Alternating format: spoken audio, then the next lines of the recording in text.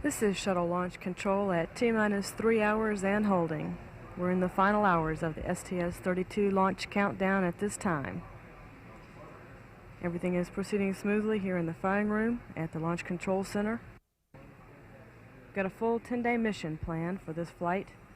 Primary objective is to deploy the CENTCOM satellite, retrieve the long-duration exposure facility, and to demonstrate the capability of modifications for an extended mission duration. And we've got the STS-32 flight crew again this morning for breakfast. Mission Specialist Marcia Ivins making her first trip into space today. Mission Specialist Bonnie Dunbar making her second trip into space. And Commander Dan Brandenstein. This will be his third flight, his second one to command. There's pilot James Weatherby and Mission Specialist David Lowe.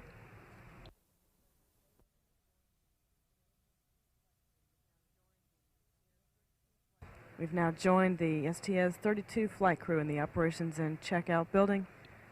They're getting into their flight suits once again today. Commander Dan Brandenstein.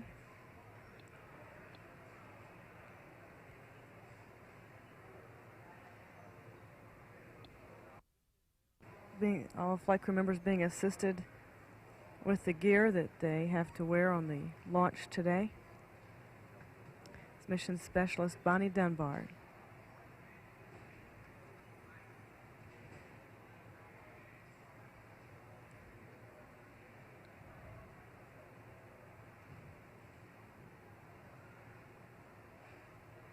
It's Mission Specialist Marcia Ivins, getting her headgear on, and Mission Specialist David Lowe.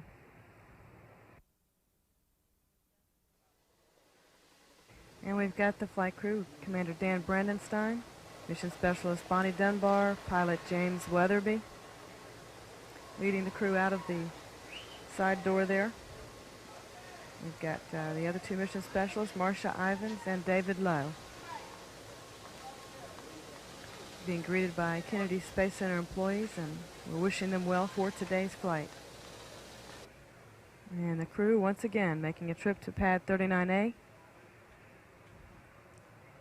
Today looking at favorable weather conditions for a launch attempt.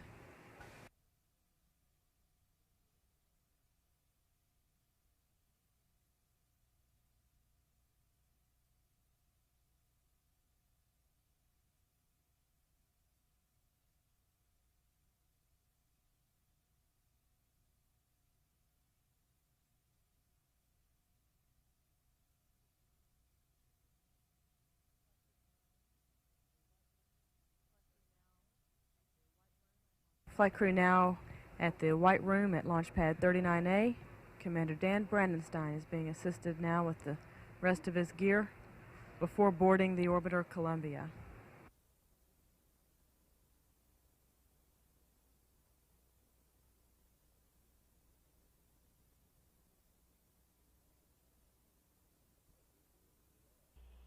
OTC CDR, sound check. Morning, CDR. This is OTC. Morning. Read you loud and clear. Read you the same, and weather looks good for today thus far, I think. All right.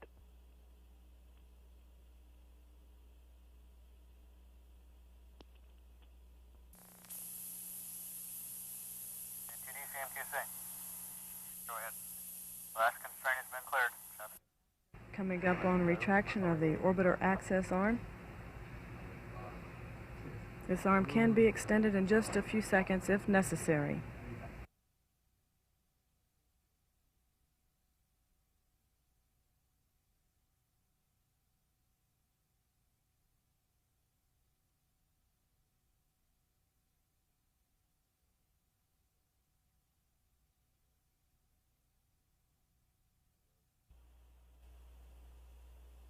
PLT, OTC, perform APU pre-start. As APU pre-start, send work. Main engines now being gimbaled will be put in the ready-to-start position.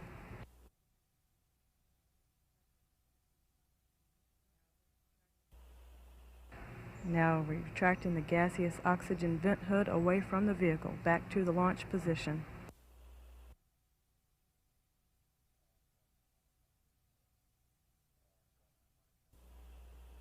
And caution and warning memory is cleared.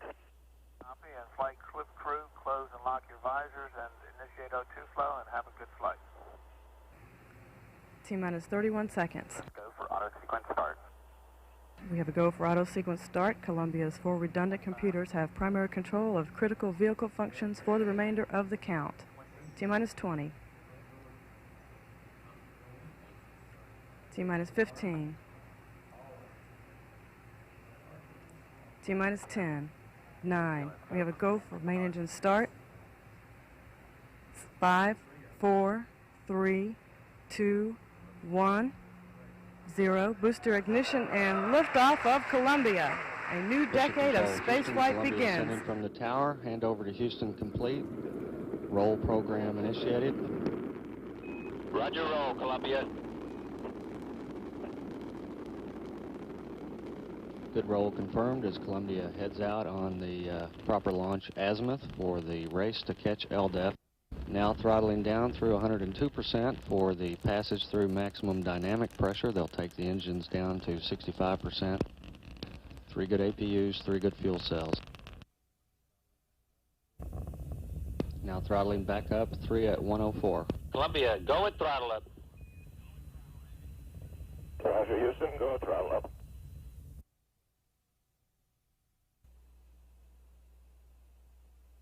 Now 12 nautical miles downrange, velocity 3,200 feet per second. 3 good main engines, 3 good fuel cells, 3 good APUs.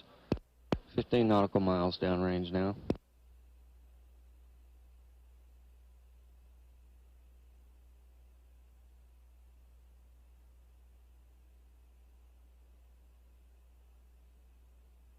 Standing by for SRB staging.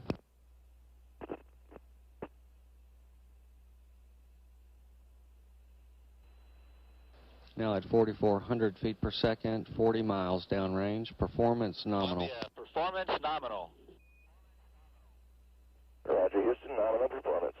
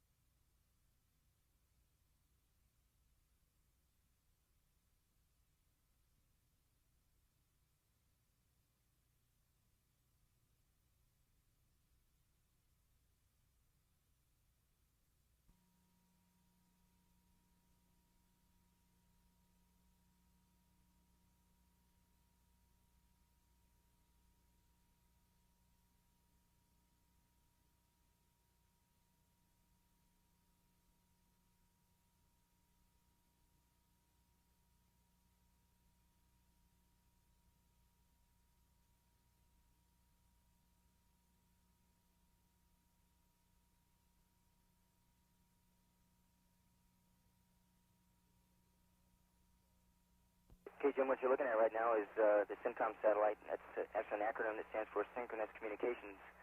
It's built by the Hughes Communications Services Incorporated for the United States Navy. It's actually leased to the United States Navy for communications in the UHF frequency with its worldwide fleet.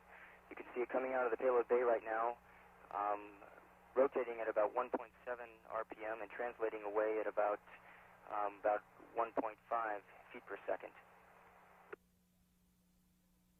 It was held in the bay by a cradle.